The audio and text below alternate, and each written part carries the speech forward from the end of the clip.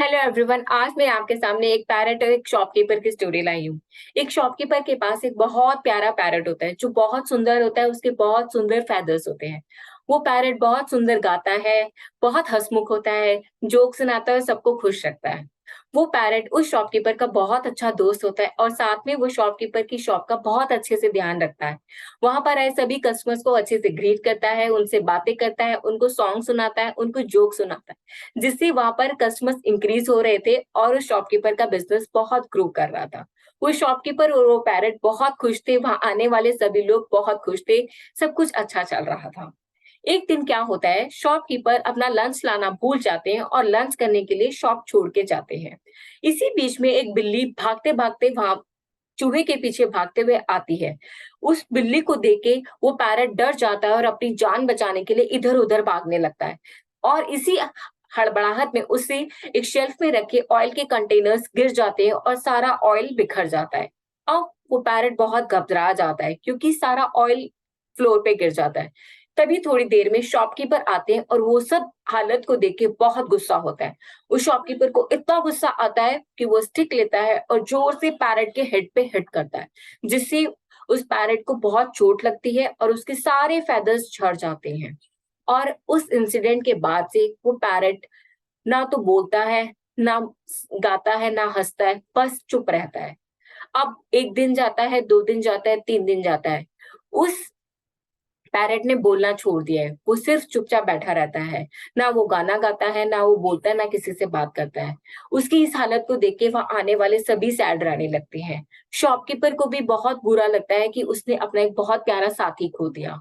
वो 2-3 दिन बाद उस पैरट से बात करता है, उसको समझाता है, उससे सॉरी मांगता है, बट वो पैरट अब बिल्कुल सैड हो चुका है।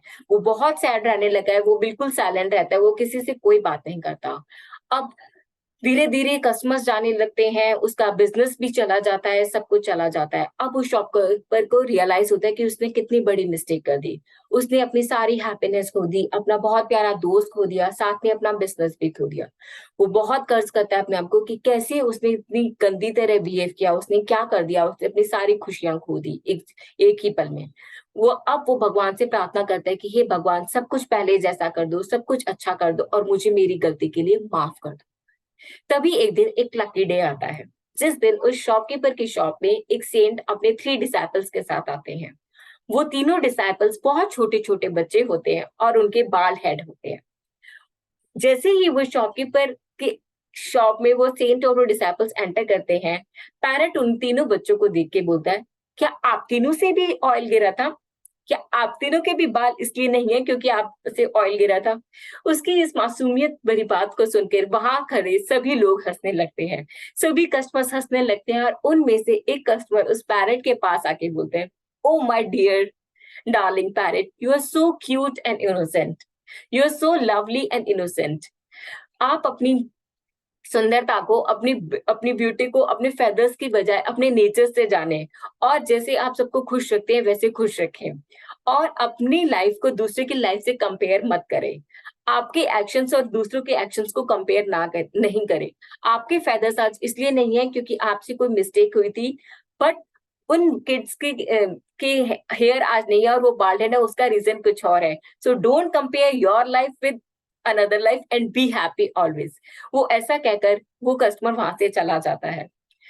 इस बात का उस पैरट पे बहुत असर पड़ता है और वो सदा खुश रहने लगता है और सारी की सारी सिचुएशन वैसे हो जाती है जैसे कि पहले थी। अब वहां फिर से कस्टमर ज्यादा आते हैं, शॉपकीपर को अपना दोस्त वापस मिल गया होता है, हैप्पीनेस होती है, अच्छा बिजनेस होता है, सब कुछ होता है। Moral of the story, first, never ever lose your temper. Shopkeeper ने छोटी सी बात पे इतना गुस्सा किया और उसकी सारी प्रॉब्लम्स उसे देखनी पड़ी। उसका बिज़नेस चला गया, उसकी खुशी चली गई, उसका सबसे प्यारा दोस्त चला गया। दूसरी, हमें कभी भी अपनी सिचुएशन को, अपने एक्शंस को दूसरे से कंपेयर नहीं करना चाहिए।